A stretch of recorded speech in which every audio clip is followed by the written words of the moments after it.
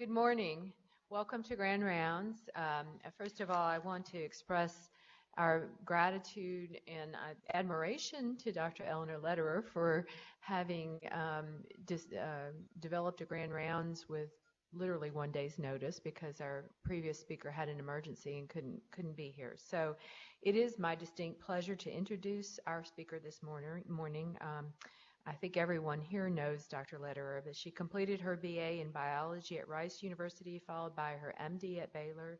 She then completed her residency, chief residency, and clinical nephrology fellowship at Baylor as well. And she began her academic career there and rose to the rank of assistant professor prior to our very happy recruitment of her at UofL in 1991. And she is now a professor and chief of the division of the nephrology, along with innumerable other roles. There's not actually enough time to enumerate all of these roles. And I suffice it to say that Eleanor has been the go-to person for our department for many years. Any need that arises, she seems to step up to the plate, as is evidenced by this morning. In addition to being a program director for the Nephrology Fellowship Program, she's been the acting chief of medicine service at our VA, as well as the acting associate chief of staff for research and development at the VA, and she continues to carry a very significant clinical responsibility. She also maintains an active lab and has mentored numerous students, residents, and fellows in the research arena. She has over 70 peer-reviewed publications to her credit and has won an extraordinary number of teaching awards, so many that she eventually asked me to remove her from the ballot several years ago, so that I guess the rest of us had a chance to win it. Eleanor is the true triple threat, an outstanding teacher, researcher, and clinician, and I also hear she plays a mean keyboard. So I'm delighted that she will be our presenter today, and her talk is titled Soundbites from the Quarry, Adventures in Stone Disease. Eleanor Lederer. Thanks, Barb. Okay, usually a Grand Rounds is a state-of-the-art talk, and I'm sorry, guys, but 24 hours is just not long enough for me to develop that. So I took a different approach and actually took a page out of Jeff Cowan's method of presentation of his studies, and today I'm going to go through a bunch of cases that I pulled from my metabolic stone clinic, so we can talk about literally sound bites. This is not going to be state-of-the-art. This is going to be sound bites about stone disease. So my disclosures and my objectives today are pretty straightforward. So let's start with case one. So this is a 51-year-old woman who was referred to my stone clinic for hypokalemia, metabolic acidosis, chronic kidney disease, and stones. She'd passed stones, although she never kept them, never had a stone analyzed. This is a really, really common aspect of the clinic. She had a history of multiple traumas in the past and actually had a history of low blood pressure. Her physical exam was most remarkable for really terrible dentition. And it must have been awful because I saw her like 7 years ago and for the first time and noticed it then and actually noted it on the chart. And her blood pressure was relatively low at 109/50. CT of the abdomen showed small, non-obstructing stones bilaterally. And so here is her lab work that I'd like to point out. Note that she's got a very low serum bicarbonate. For a 51-year-old woman who was not in very good health, she does have some degree of CKD, although it's not severe, low calcium and albumin, and she's got abnormal liver function tests as well. Over on the urine side of things, so her urinalysis was pretty unremarkable, except for the fact that she had a pH of 7. And her urine electrolytes show that she's got a urine anion gap of about 50. And so you all remember that when we're working up somebody who has a normal anion gap metabolic acidosis, one of the things that we can look at to determine whether this is a renal cause or a non-renal cause of metabolic acidosis is to look at the urinary anion gap. And a positive urinary anion gap suggests that her urine contains no ammonia. which is one of the major buffers that allows us to excrete acid. This is a hallmark of distal renal tubular acidosis. Notice also that her serum and urine osmolality were about the same. And so in some additional lab work here, note that her GGT remained elevated, PTH was relatively normal, as was her 25-hydroxy vitamin D, and she did have a high aldosterone, probably, well, we can talk about that in a few minutes. Her 24-hour urines were notable in that she did not have hypercalciuria. By definition, hypercalciuria is over about 250 milligrams of calcium a day for women and 300 milligrams for men. However, her urine citrate was quite low. And the urine citrate showed being quite low like this shows that she is consuming the citrate in her kidney. Now, citrate is a natural metabolite, basically, of all cells. And this metabolite is secreted into the urine by the proximal tubule. You all are aware of citrate every time you give a blood transfusion because they use citrate to keep red blood cells from coagulating in there. In the urine, citrate acts as a calcium chelator. And when citrate binds the calcium, it keeps the calcium from binding to oxalate and phosphate so you don't have crystals and then stones being formed. So hers was quite low and certainly consistent with her metabolic acidosis. So our problem list here, we have nephrolithiasis of an unknown type. We've got distal renal tubular acidosis with a normal anion gap metabolic acidosis.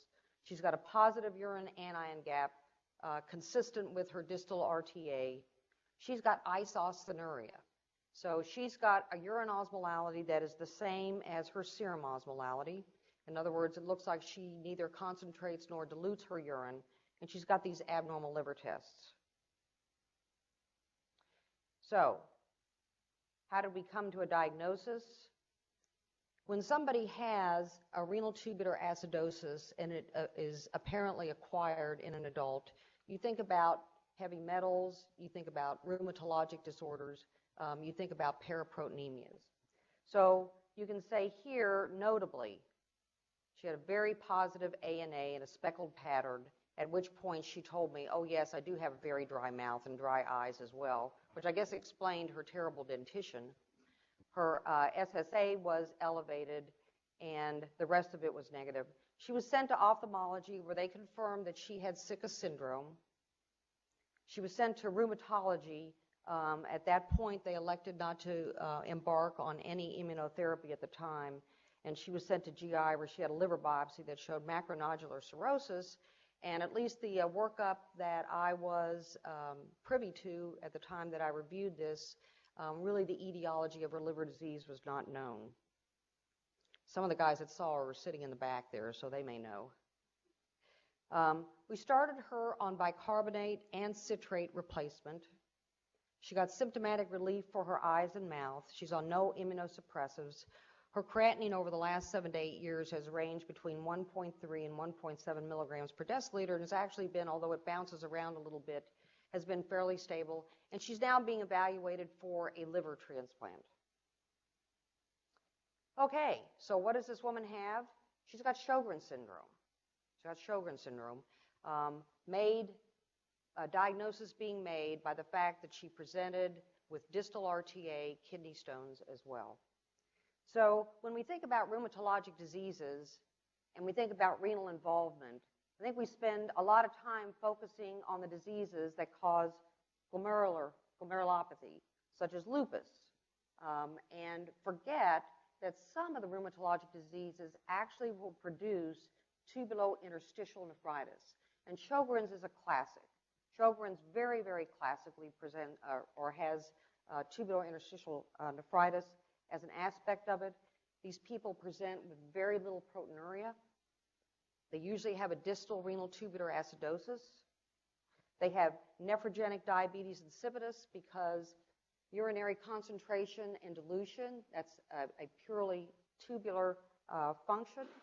They're frequently hypokalemic, and because they also frequently have abnormalities in sodium reabsorption, they tend to have a lower blood pressure.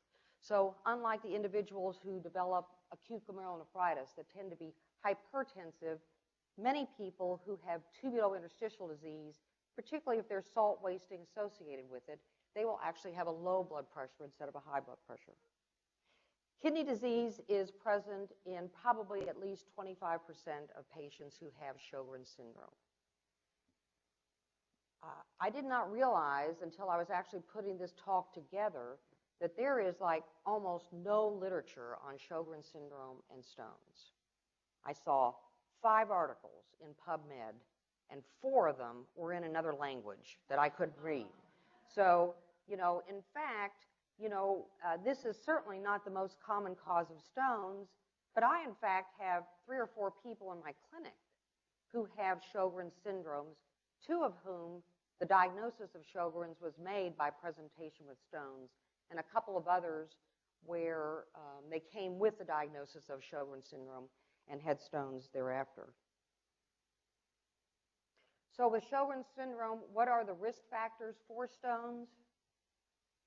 They're distal renal tubular acidosis and their severe hypocitraturia, which, like I said, then allows, calcium, because they don't have the citrate to bind the calcium, allows the calcium to bind to either oxalate or phosphate and form phosphate stones.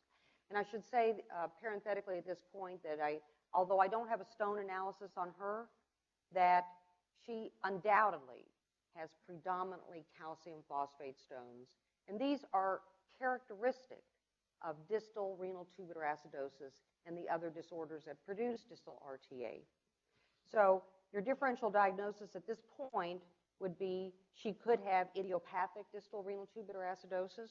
This does occur.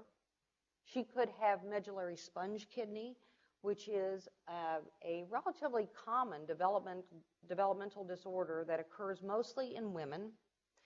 It tends to present in women who are in their 20s to 40s with microscopic hematuria, recurrent urinary tract infections, and stones.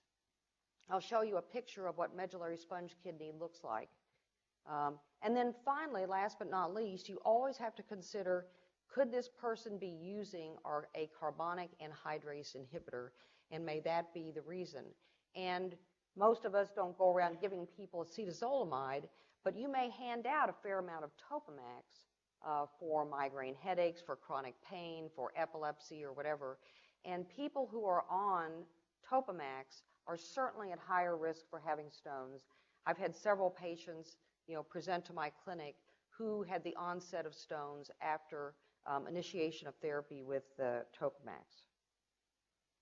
So there's a pretty picture of a nice calcium phosphate stone. I would not want to have that in my ureter, that's for sure. And another picture of calcium phosphate stones with some, characteristic superficial features of them. And then here's a picture of, for the people that are as old as I am, this is an intravenous pyelogram.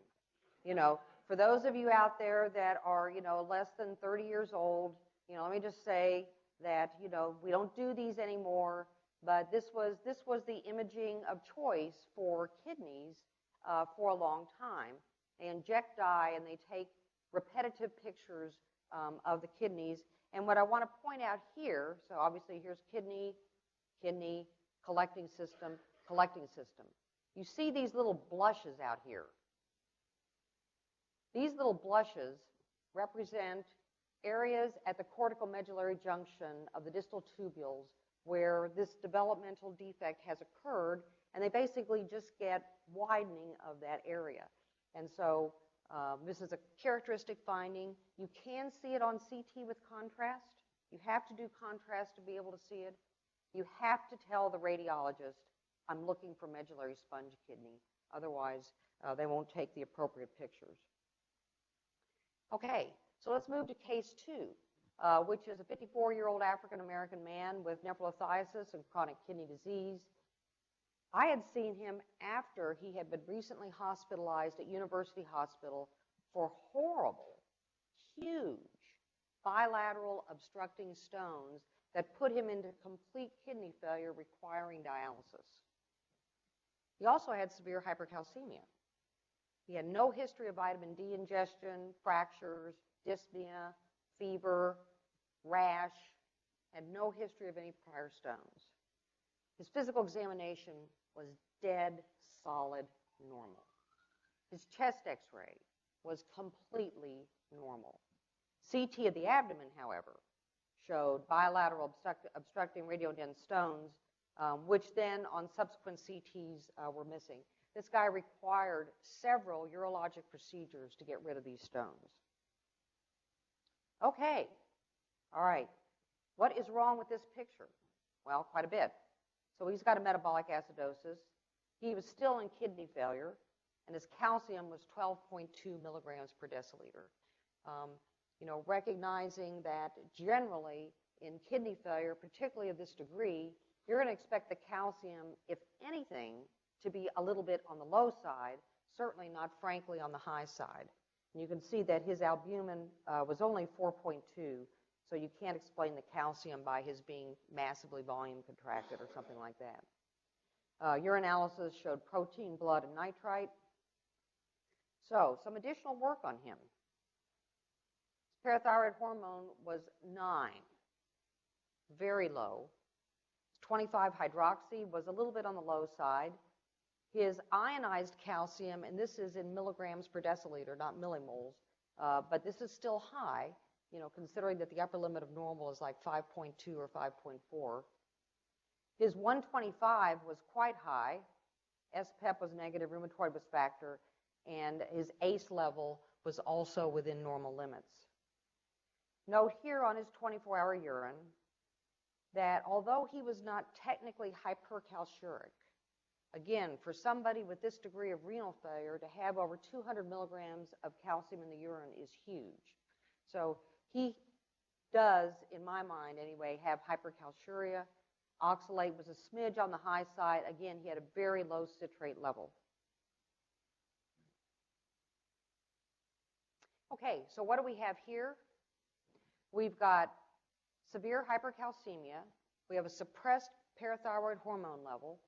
And we have an elevated 125 vitamin D level. So our question at this point is, and he's got obviously his stones, which are severe, and his chronic kidney disease following his AKI. So our question here on his elevated vitamin D is this due to excessive production, or is this due to inadequate inactivation? And recall, when 25-hydroxy hits the proximal tubule and gets taken up into the proximal tubule, it can go one of two ways. It can either get activated by 1-alpha hydroxylase, or it can get inactivated by 24-hydroxylase. Both of those steps are regulated so that your ambient level of 125 is actually a function of the work of both of those enzymes, not just one or the other. So for excessive production, you think about lymphomas, granulomatous disease, sarcoidosis, something of that nature. For inadequate inactivation, there have been described now several individuals who are hypercalcemic who have inactivating mutations of 24-hydroxy vitamin D. So, what did I do next? What do you think this guy has? What would you do? Well, I called my stone buddies all over the country and said, what would you do? And they all said two things. Get a high-resolution CT of the chest, even if his chest x-ray is totally normal. And if that's normal, then have the mutation analysis done on his 24-hydroxy. So, high-resolution CT showed mediastinal adenopathy. He was sent to pulmonary, where he had a lymph node biopsy showing non-caseated granulomas. Diagnosis, in this case, sarcoidosis.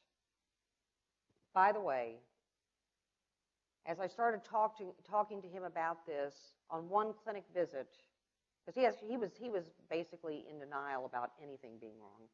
His wife came with him, and his wife says, when I said something about, there's a disease called sarcoidosis, and she looked at him and said, well, isn't that what your brother has? I said, okay. So at this point, he's seen pulmonary and he's seen me. Treatment has not yet been initiated. We're going to recommend to him high-dose glucocorticosteroids, but I already know right now he's going to be very resistant to that idea. So nephrolithiasis as a presenting symptom for sarcoidosis is really rare. This is a very rare presentation, seen in only about 4% of the cases. And again, this was another circumstance where there was vanishingly little literature on this. You can see nephrolithiasis in about another 3%. So seeing stones and sarcoidosis is not a common presentation. It tends to occur in people who have more severe disease, particularly African Americans. You do see nephrocalcinosis in another about 5% of those patients. Kidney disease and sarcoidosis is not rare. So about 20% of them will have interstitial nephritis, and on biopsy, they do sometimes show the characteristic granulomas. Hypercalciuria, although you don't see hypercalcemia that much, hypercalciuria is present in at least 50% of the patients who have sarcoidosis. And the mechanism of the hypercalcemia and the hypercalciuria is the excessive and unregulated production of 125 vitamin D3 by the macrophages of the sarcoid granulomas. Now, interestingly enough, probably at least half of the cells of the body have 1-alpha hydroxylase. So the kidney is not the only place where you can hydroxylate to make 125. But in most of the other cells besides the kidney, number one, there is very little made. It is, and it acts in an autocrine fashion, is rapidly degraded, and so doesn't get into the circulation. So the kidney is generally the only organ that is responsible for the endocrine levels of 125 that we see. Why it is that in granulomatous diseases, you have so much made that it gets into the circulation and causes an increase in 125, I don't think that we quite understand, but it is truly unregulated. So, of course, with the increase in the 125, you have more gut absorption of calcium, and if you have more gut absorption of calcium, you're going to have more excretion. Very, very high levels of vitamin D also can have a paradoxical effect on bone mineralization to actually blunt calcium deposition in the bone. This is, of course, also associated with a suppressed PTH, a low or a low normal 25-hydroxy-D. So the major risk factor for stones with sarcoidosis is the severe hypercalciuria these guys get. And your differential diagnosis is going to be vitamin D intoxication, lymphoma, or other granulomatous diseases, although let me just say I think that that's vanishingly rare, in things like TB. Although the very first reports of granulomas producing 125 was in macrophages from patients who have tuberculosis. I think that these look like those little mines that they used to drop, in World War II. Yes, the calcium oxalate stones, which are the most common stones. Okay, third case is a 53-year-old woman referred for stones and CKD following a nephrectomy. She'd had a staghorn calculus surgery several years earlier that had been complicated by a nephrectomy. It was a bad operation, so she lost a kidney. Then she got lost to follow-up, and this probably had something to do with her schizophrenia. Anyway, by the time I saw her, her exam was actually really only notable for she was pretty anxious and restless and had some tardive dyskinesias, and that was about it. CT of the abdomen showed 2 non-obstructing stones in the left kidney and an absent right kidney. In her lab work here, I think the only notable thing to point out here is that her calcium was 11.4 with a relatively normal albumin. Alk phos was a little bit on the high side. Notice that despite her nephrectomy, she didn't need that other kidney. Man, she had an estimated GFR of well over 100, even with just one kidney. Urinalysis was completely normal. And on her PTH ranged between 60 and 73. Vitamin D was a little bit low. Ionized calcium was definitely high, so she had true hypercalcemia. Phosphorus was relatively normalish, and she had a couple of vitamin Ds which showed somewhat disparate levels, a high one and a normal one. Notice here that her 24-hour urine calcium had 237 milligrams. Again, not quite hypercalciuria for a woman. However, this was taken on a thiazide diuretic. And thiazide diuretics will enhance renal absorption of calcium. So even in the face of that, she had a hefty amount of calcium in her urine, and I would consider her hypercalciuric. So what do we have here? We got somebody who's hypercalcemic, a high calcium, and a high PTH. Hopefully that means something to you guys. So this is this woman, and she has her calcium nephrolithiasis, and I didn't mention she also had some osteoporosis as well. Yeah, this woman has primary hyperparathyroidism. So we got the bone density that showed the osteoporosis in her spine and her femur. A sestamibi scan showed a nodule on the left side, and she went for parathyroidectomy by Dr. Quillo. Hypercalcemia went away. She's not had any other stones. She's currently on therapy for her osteoporosis. So hyperparathyroidism, stones are one of the classic features that you read in the textbooks. This is what happens with hyperparathyroidism. But actually nowadays, we don't usually let people get to the point where they're parathyroid disease where they're having stones. However, 15 to 20% of patients with hyperparathyroidism do get stones. Conversely, if you look at people who have stones, only about 5% of them are hyperparathyroid.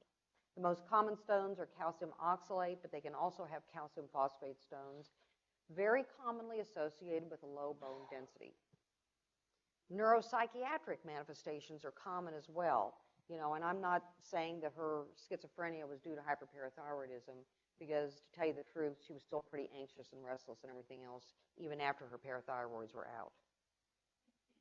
So the major risk factors for hyperparathyroidism are hypercalciuria.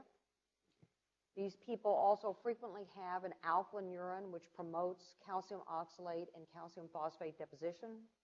And they're occasionally hypocitroturic as well. Your differential diagnosis would be, first of all, secondary hyperparathyroidism. However, in that case, you would expect her her calcium level to be low, not high.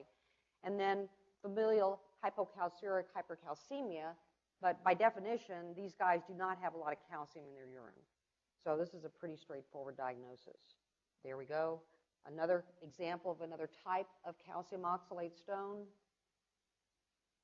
And at this point, I would be remiss in letting you guys leave this lecture thinking to yourself, most people who have calcium stone disease have sarcoidosis or hyperparathyroidism, because that is absolutely not the case. This is a much more typical case. 57-year-old man referred for recurrent calcium oxalate nephrolithiasis. He had a history of hypertension and hyperlipidemia. His physical exam was completely and totally unremarkable. CT of the abdomen showed bilateral non-obstructing stones, and he had osteopenia on his bone density study done. So here is his work. Normal, normal, normal, normal. Urinalysis, normal. His PTH, this is interesting, and note that at a time when his 25-hydroxy was 15, his PTH was a little bit on the high side. As soon as his vitamin D had been repleted, his PTH came right back down. His phosphorus was okay. His 125 was okay. This guy, somebody had already told him drink a lot of water. So this guy already had 3 liters of urine, as opposed to my other cases where they were having like 2. This guy is, frankly, hypercalciuric. So this guy has 325 milligrams of calcium in his urine. Citrate is okay. Uric acid is a little bit on the high side. This is not huge, but he is modestly hyperuricosuric. The guy eats a lot of salt, eats a lot of phosphate-containing foods, a typical person who has this disorder. So right now we have somebody who is hypercalciuric with recurrent stones. They have a normal parathyroid hormone level and a normal 125 vitamin D. So what does he have? He's got idiopathic hypercalciuria. This is, without doubt, overwhelmingly the major cause of hypercalciuria and the major cause of hypercalciuria-associated kidney stones. It is exactly what it's called. People have a lot of calcium in the urine, and we don't know why. There is no identifiable cause. Their PTHs are normal, their vitamin Ds are normal. We just don't know why.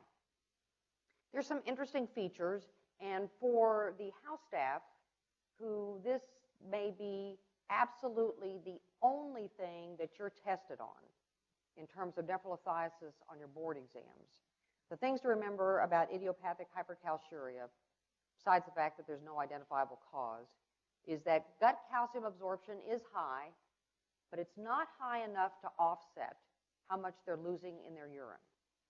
So on a low calcium diet, these guys will go into negative calcium balance. You do not want to put these people on a low calcium diet. So, you know, when the thing comes and it says one of your options on dietary changes is, you know, restrict calcium to blah, blah, blah, no, that's not the answer. The treatment of choice for this disorder is thiazide diuretics. And it's thiazide diuretics because, yes, we know that thiazides block the sodium chloride cotransporter and you have a nice diuresis and you can control hypertension, but they have this other major effect, which is to enhance proximal tubule calcium reabsorption. So it acts very nicely in this respect. Many of these guys are hypertensive anyway, so you can kill two birds with one stone. You can treat their hypertension and their hypercalciuria with the same drug. Also, one of the other things that's frequently asked on board exams is that people with idiopathic hypercalciuria also frequently have a low bone density. The mechanism of the hypercalciuria is not known. Now, there are two major lines of investigation going into this. Some guys from upstate New York, David Bashinsky, Kevin Frick, Steve Scheinman, developed this model called the hypercalciuric rat. And what they did is they just took a strain of rats and they found the male and the female that had the most calcium in the urine, and they mated them. And then they took the male and the female of that had the most calcium in the urine, and they mated them. And they did that for like 50 generations. And now basically they've got these rats that excrete unbelievably huge amounts of calcium in the urine. And you just feed them a diet with hydroxyproline, which gets metabolized to oxalate, and bingo. They just start making calcium oxalate stones like crazy. So what these guys have noticed, that there is enhanced gut calcium absorption in response to vitamin D, and many of these animals also have increased numbers of vitamin D receptors in the gut, which may be accounting for the enhanced calcium absorption. Also, and for those of you who have been going to Grand Rounds for some period of time, you may recall that we had Elaine Wooster down here from the University of Chicago talking about stones some years ago, and what they are working on up there is what appears to be a primary defect in urine calcium handling. So if I took 100 idiopathic hypercalciuric patients and 100 normals, and I fed them exactly the same meal with the same solute content, and measured the urine solutes after that meal, they would all be higher in the hypercalciurics, all of them. The calcium, the sodium, the phosphate, the whole works. It's all higher. So there's some primary defect also in calcium and solute handling, and this does appear to be a proximal defect, although the nature has not been really discovered. The fact of the matter is that idiopathic hypercalciuria is probably 1 gazillion diseases. This is a syndrome. The syndrome is too much calcium in the urine, and we don't know why. So there are probably many things that cause it, and once we can figure out what actually causes it, we can make our therapy more directed instead of just thiazides for the masses. Interestingly, there's a fairly strong association with metabolic syndrome. And this is a subject which is gaining more and more traction in the literature, as they have found that individuals who have idiopathic hypercalciuria have a higher incidence of stroke and MI. Conversely, individuals who have metabolic syndrome are far more likely to have hypercalciuria than those who don't have metabolic syndrome. So the treatment of choice here is the thiazide diuretics, a low sodium, low purine diet, and a high urine volume. So, this is another, I think it's kind of a cool picture. So this is, looking up with a cystoscope at the collecting system. And they're looking at a papilla here, and this is from Andy Evan at IU. And you'll see here, of course, this is a big blob of stones. This is a big blob of stones right here. At, a more distant, you can see that, these little white plaquish kinds of things, those are calcium phosphate plaques. Those are also called Randall's plaques, described at the beginning of the last century, and then lost in the literature, until these guys picked it up again and said, hey, let's look at these Randall's plaques. So the stones, the calcium oxalate stones, actually form on top of these calcium phosphate plaques. And the surgeon, the urologist, can just go up there and basically pluck these things off like little grapes, leaving here, the slightly denuded area where the calcium phosphate plaque still is. We don't know why these calcium phosphate plaques occur. They are in generally the thin limbs of the loop of Henle, the deep limbs, thin limbs of the loop of Henle. They occur not next to the lumen, but on the antiluminal side. So, how it is that the calcium and phosphate get over there, across the epithelium and then deposit, we don't know. Another picture of a different type of calcium oxalate stone. Smiling at us, because it's wreaked havoc. Okay, so my last case is a 29-year-old woman who's referred for nephrolithiasis. She'd had a history of morbid obesity and undergone bariatric surgery, specifically a Roux-en-Y procedure. Her physical examination was notable for she was still somewhat overweight and had some abdominal scars. Her CT scan showed bilateral non-obstructing stones. Okay, so here is her lab work, and I'd like to point out, again, she has a low bicarb of 18, relatively normal kidney function, calcium kind of lowish, albumin kind of lowish, alk phos okay. So her urinalysis, in contrast to the first individual who had the distal RTA and had the pH of 7, this person has an appropriate pH of 5 in the urine. And notice also that this person's urinary anion gap is actually negative. In this case, negative 25, indicating that she does have ammonium chloride in her urine. So her distal tubule is working well to get rid of acid. So additional lab work here, her 25-hydroxy is a little bit low, PTH a little bit high, urine volume very low, calcium kind of highish, considering probably what she's eating, oxalate a bit on the high side, citrate, as we've seen in others, quite low, very, very low, somewhat high uric acid.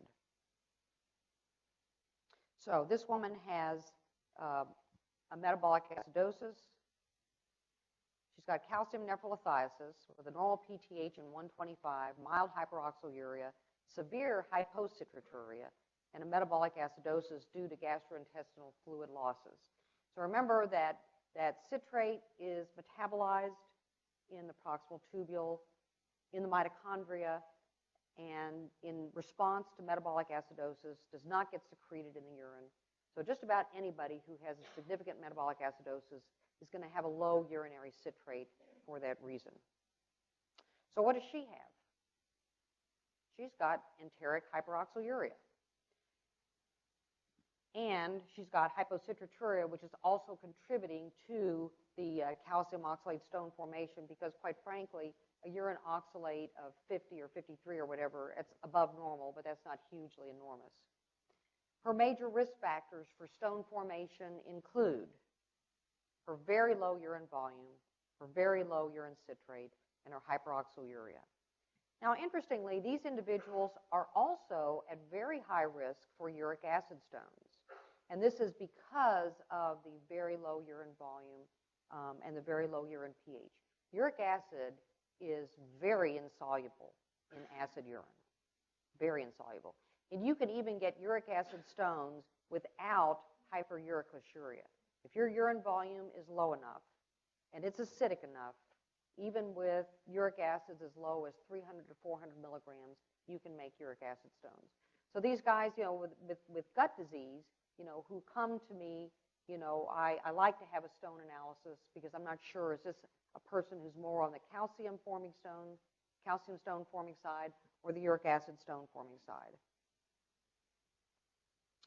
We've learned a lot about oxalate metabolism.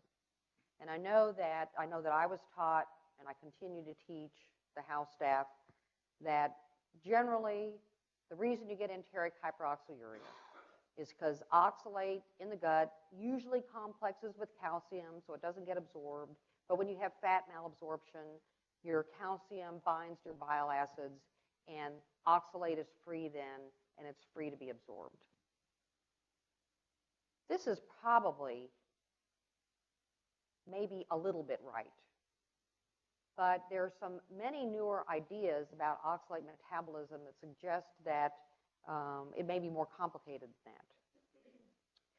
First of all, the contribution of intestinal uptake of oxalate to the oxalate that appears in your urine may not be as important as we thought. In other words, your dietary oxalate intake may not be the major determinant of how much you have in your urine. Oxalate, again, is an active metabolite that is made in all of the cells. And in many individuals, they do have abnormalities in the metabolism of oxalate, such that they have more left over. So, in fact, diminished oxalate secretion in the gut may be a result of altered intestinal flora that you see in these patients. And by intestinal flora, I mean intestinal flora that do not use oxalate as a substrate. Many intestinal flora, bacteria, use oxalate as a substrate. And so basically, when oxalate is secreted into the gut, these bacteria love it. They eat it up. And this then metabolizes the oxalate so it is not free to be absorbed. So the feeling is now that that oxalate absorption from the gut into the cells and then across is relatively modest, and it's pretty well fixed. On the other hand, oxalate secretion is pretty hefty, and this has been shown predominantly in animal studies, not in human studies for obvious reasons. When you have bacteria that like oxalate, they'll eat it up, metabolize it, and then you have this constant driving force for oxalate to be secreted into the gut. So you can have huge amounts of oxalate that are secreted and utilized by these gut bacteria, thus forming a way for the body to get rid of oxalate. On the other hand, if you have bad bacteria that don't like oxalate, then what happens is your oxalate, instead of going and getting chomped up, just goes into the tubular lumen, where the concentration increases, and that decreases the driving force for oxalate secretion. So in fact, then, what we're thinking more now is that hyperoxaluria is a disease of impaired intestinal oxalate secretion, not so much a disease of enhanced intestinal oxalate absorption. So our old option was we limited oxalate absorption. We gave these people oral calcium, particularly with their meals, to bind to the oxalate so that it wouldn't get absorbed, and put them on a low oxalate diet. our newer ideas, and these are actually pretty exciting. There are clinical trials going on with both of these, are to give people oxalate-utilizing bacteria. So a probiotic that has flora that use oxalate to chomp it up. They've also developed an oxalate-cleaving enzyme that they're now working on developing such that it can get through the stomach and into the lower intestinal tract, where it can actually metabolize oxalate on site and therefore continue to have, this driving force for oxalate secretion into the gut. So I will stop here. Stones may be a presenting feature of many systemic diseases. And many systemic diseases are also accompanied by stones. I absolutely love my stone clinic. It is one clinic where I can make changes in a person's diet or in their pharmacotherapy, and I can save them the pain, the morbidity, and the hassle of having recurrent stones. I think, anybody, who says that a person with recurrent stones doesn't need to be worked up, hasn't had a stone. Because for many people, it can be absolutely disabling. And I would say 80 to 85% of the time, we can find something that we can do to make their stone disease, if not disappear, at least be significantly more manageable. So, with that, I'll be happy to take any questions.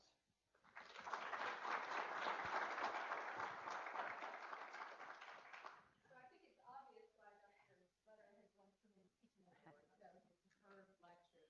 I'm also impressed that once again we come back to the gut. Seems to be an interesting train that we keep a lot of illnesses that we didn't think were associated with GI pathology now seem to have some segments with the bacteria in our gut. So that's really Absolutely. interesting. Are there any questions? Do you have a favorite thiazide when you're dealing with hypercalciuria? No. No. I would like to point out, however, that the original trials that were done used big doses. We're talking about like 25 milligrams of chlorthalidone and up to 50 milligrams of hydrochlorothiazide. But I've had success with both of those plus indapamide. So.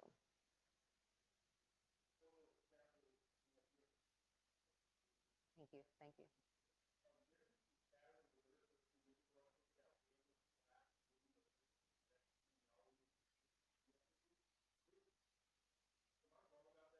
No. It was out there. No, as far as I know, that's still just sitting in a couple of research labs of people trying to figure out, if there are any etiologic agents. Just as I mentioned, we really don't know why those calcium phosphate plaques form. We don't know why. And this is, at least one option that has been looked at.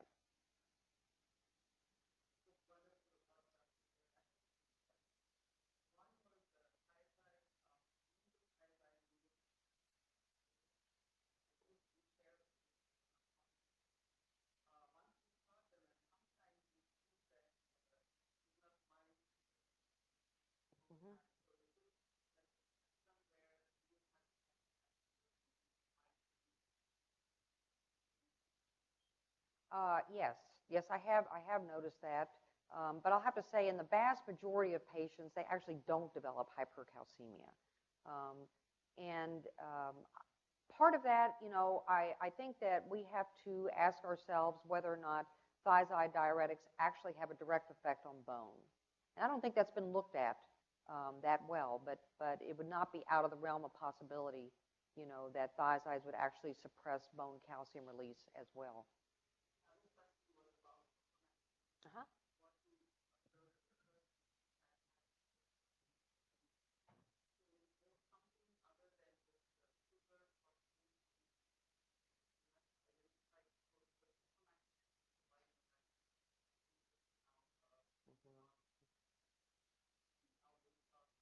Right.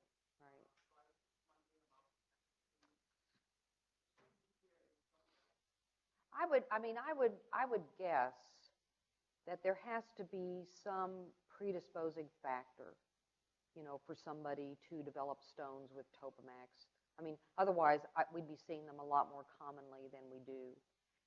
There are a number of described mutations in transporters that are responsible for maintaining acid-base balance. And you could envision that perhaps you have somebody who already has, maybe just a modestly impaired ammonia secretion or whatever, that then you just add the Topamax on top of it, and then that's enough to form a stone. But that really has not been looked at. One more question.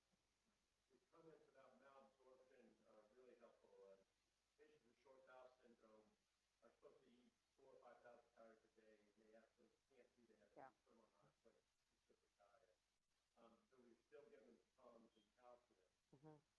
Problem with those patients is they lose their ileocecal valve a lot, and they've got extension of bacteria in the small bowel. They already got bacterial overgrowth. Mm-hmm. It's a little controversial given the probiotics. Not unheard of. Do you know which probiotics would help with this oxalate consumption? Although I think the one that they've looked at the most is Oxalobacter formigenes. And I think that there are a couple of others, but that's the one that rolls off my tongue, the best at the moment. Your points are right on target. Number one, it's hard for them to eat. Secondly, it's actually hard for them to drink more. I mean, notice that this individual, had only 700 mLs of urine. So those individuals, those that have an ileostomy, you tell them, oh, you need to drink more because you need 3 liters of urine, and they'll tell you the first thing, the minute I drink more, it comes out either here or diarrhea. So that is an issue at this stage of the game, because we don't have really good studies to show that any probiotic is going to work that well or consistently. And we don't have an oxalate metabolizing enzyme in pill form yet. I mean, the standard of care is still, to give calcium. And there's been a fair number of studies to suggest that it is kind of important to give the calcium at a time when the person knows that they're going to have some oxalate in the diet, and for the best effect. The other thing might just be runs of saline, an extra run of saline a day. Yeah, absolutely. Absolutely. Thank you very much.